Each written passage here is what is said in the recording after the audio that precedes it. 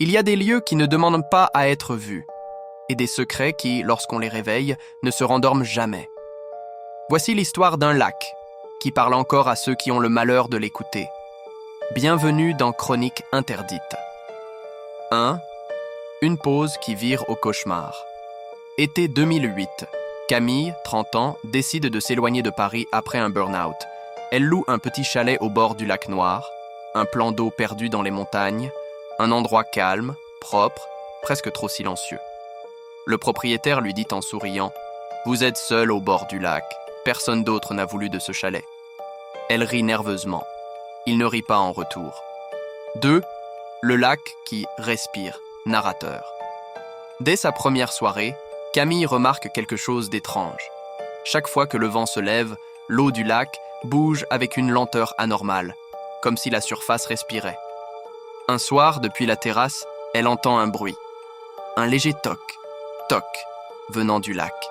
Elle pense d'abord à un poisson, mais le son se répète, toujours régulier, toujours à la même distance, comme si quelque chose frappait de l'intérieur de l'eau. 3. La première voix. Une nuit, alors qu'elle lit près de la fenêtre, Camille entend un murmure. Une voix très faible, à peine un souffle. Elle s'approche du lac, elle écoute. La voix semble l'appeler. Un mot, répété 2 fois. Camille, descend. Elle sursaute, cherche une lampe, éclaire la surface. Rien. Une eau noire, immobile. Elle se convainc que c'est le vent. Mais le vent n'utilise pas de prénom. 4. Le village et sa légende. Narrateur. Le lendemain, Camille descend au village pour acheter du pain. La boulangère, une vieille femme, lui demande où elle loge. Quand Camille dit « le chalet du lac Noir », la femme pâlit. « Vous avez entendu quelque chose ?»« Non. Pourquoi ?»« Parce que ce lac avale les voix. Et parfois, il les rend. » Puis elle baisse les yeux, terrifiée par ce qu'elle vient de dire. Camille insiste. La boulangère finit par murmurer « Il y a 23 ans. Un jeune homme s'est noyé là-bas, on ne l'a jamais retrouvé. On dit que le lac garde ceux qui veulent partir. » 5. La nuit des 1000 souffles. De retour au chalet, Camille décide d'enregistrer l'eau avec son téléphone. Elle lance une captation audio de 10 minutes. À l'oreille, rien. Mais une fois dans le silence du chalet, elle écoute. Au début, juste le souffle du vent. Puis, une respiration lourde. Puis une voix d'homme, très distincte. « Je suis sous toi. » Elle jette le téléphone par terre, paniquée. Elle respire vite. Elle ne dort pas de la nuit. 6.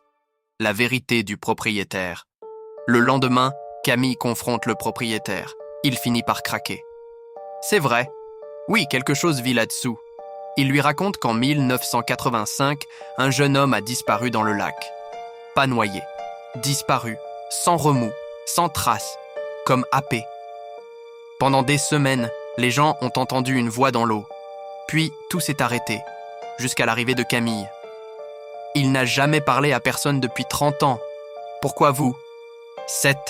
Le retour sous l'eau. Le soir même, Camille fait une erreur fatale. Elle s'approche trop du lac, trop près. Une voix douce, presque humaine. « Tu peux me sortir, ou tu peux me rejoindre. » Le sol sous ses pieds devient mou. La terre cède. Elle glisse. Son pied s'enfonce dans l'eau noire. La surface bouge comme une peau vivante. Une main froide attrape son mollet. Elle hurle. Elle se débat. Elle réussit à se dégager. Et elle court jusqu'au chalet. Toute la nuit, elle entend des coups contre les murs, comme si quelque chose rampait autour, à la recherche d'une fissure. 8. La fuite. À l'aube, Camille s'enfuit en voiture, sans se retourner. Dans son rétroviseur, elle voit l'eau du lac, immobilisée, comme endormie. Mais elle sent, au fond d'elle, qu'il l'écoute encore. Elle ne reviendra jamais. Le chalet a été mis en location, puis bradé, puis laissé à l'abandon. Mais le lac, lui, est toujours là, toujours noir, toujours calme. Et si vous vous approchez assez près, parfois, on dit qu'on entend la voix d'un homme murmurer un prénom. ou trop. Certains secrets devraient rester sous la surface. Mais ici, on plonge. C'était Chroniques interdites,